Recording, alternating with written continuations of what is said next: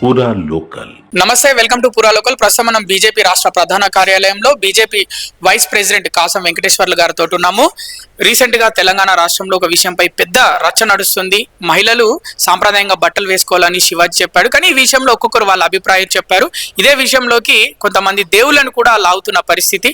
BJP party అంటే ఎప్పుడు సనాతన ధర్మం గురించి పోరాడుతూ ఉండే పార్టీ అని చెప్తుంటారు. మీ అభిప్రాయం ఏంటి ఈ విషయం పైన?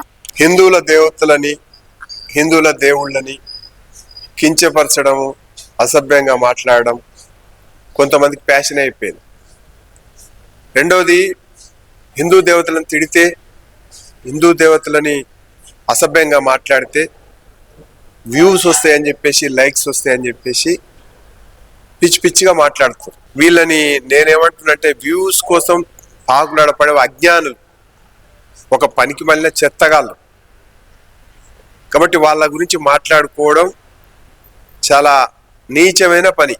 ఇవాళ శివాజీ, అనసూయ, ఈ రాద్ధాంతం. ఇప్పుడు సొసైటీలో మనుషులు ఏ రకంగా జీవించాలి, ఏ రకంగా ఉండాలి, కట్టుబాట్లేంది, కట్టుబాట్లలో పరిమితి లేంది, మనిషి సంఘంలో ఏ రకంగా జీవించాలి, అవన్నీ కూడా అనేక సంవత్సరాలుగా ఈ దేశంలో ఒకటి తర్వాత ఒకటి వచ్చినాయి. అవి జీవనంలో భాగం అయిపోయినాయి. ఇవాళ వాటిని డిస్ట్రాయ్ చేసి ఇష్టానుసారంగా ప్రవర్తిస్తామంటే సమాజంలో చెల్లది. కాబట్టి సమాజ కట్టుబాట్లకు ఎవడైనా కట్టుబడి ఉండాల్సిందే, వాడు నాస్తికుడైనా ఆస్తికుడైనా. సమాజ విలువలకు కట్టుబడి ఉండను, నా ఇష్టానుసారంగా నేను ఉంటా అంటే చెల్లదని చెప్పేసి మేము ఖచ్చితంగా చెప్తా ఉన్నాం. మనిషి అడవిలో జీవిస్తలేడు, మనుషులలో ఒక సంఘజీవిగా జీవిస్తూ ఉన్నాడు. దానికి అనుగుణంగా, దానికి ఉండే కట్టుబాట్లకు అనుగుణంగా మనం జీవించాలి. నా ఇష్టానుసారంగా జీవిస్తుంటే కుదరదు. దానికి మనుషులు ఒప్పుకోరు, సమాజంలో ఉన్నటువంటి మాలాంటి కూడా ఒప్పుకోరు. నేను ఇష్టానుసారంగా, నా ఇష్టానికి అనుగుణంగా నేను వ్యవహరిస్తా అంటే ఒప్పుకునేటువంటి సమాజం కాదు.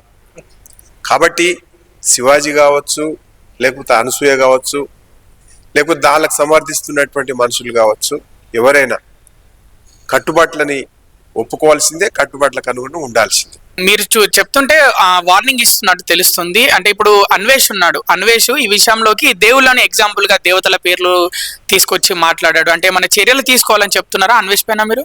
అసలు వాడు ఎవడయ్యా? వాడు ఈ సమాజానికి ఏమైనా ఉపయోగపడ్డాడు? వాడు అన్వేష్ ఎవడు? వాడి గురించి ఎందుకు చర్చ చేసుకోవాలి? వాని పుట్టగతుల కోసం, వాని బతుకుదేరు కోసం ఓ టూరిస్టుగా అట్టడి తిరిగి ఒక వ్యూస్ కోసం తిరుగుతుండు. వాని గురించి మాట్లాడుకోవడం, వాడు ఏదో మాట దేవి దేవతలను అవమానపరిచినాడు. వాడు అవలగాడు, వాడి అజ్ఞాని.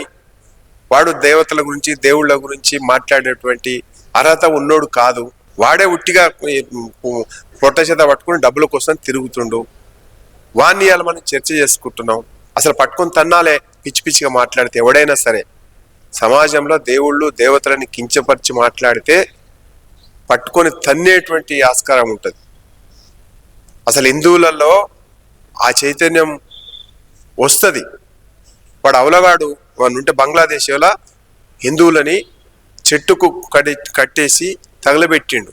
అవలగాడు. దాని గురించి మాట్లాడమను. పేపర్ వాళ్ళు కూడా, మీడియా కూడా ఒక రకంగా మాట్లాడుతున్నది. బంగ్లాదేశ్లో హిందువులను హత్య చేస్తూ ఉంటే మైనారిటీని హత్య చేసిందని రాస్తా ఉన్నారు. హిందువులను హత్య చేసిందని ఎవడు రాస్తలేడు. అంటే ఈ సోకాల్డ్ సోషల్ మీడియా ఇదంతా కూడా వాళ్ళ బతుకుదెరువు కోసం ఆలోచన చేస్తుంది తప్ప ఈ సమాజం కోసం, సమాజంలో కట్టుబాట్ల కోసం ఏం ఆలోచన చేస్తలేరు.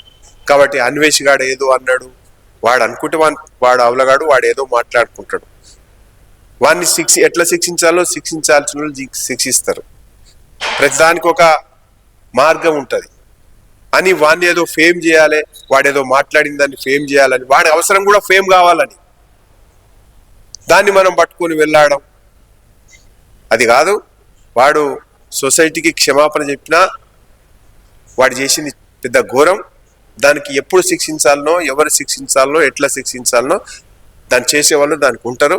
వాడి జాగ్రత్తగా ఉంటే మంచిది అంతే తప్ప మిగతా వాళ్ళు దాని గురించి చర్చ చేయాల్సినటువంటి అవసరం లేదు. రైట్. వ్యూస్ కోసం, లైక్స్ కోసం దేవుళ్ళ పేర్లు వాడుకుంటే రానున్న రోజుల్లో ఖచ్చితంగా కొట్టే రోజులు కూడా వస్తాయి అని అంటున్నారు BJP vice president Kasam Venkateswarlu. Video journalist విజయ్తో కృష్ణబాల, పురా లోకల్.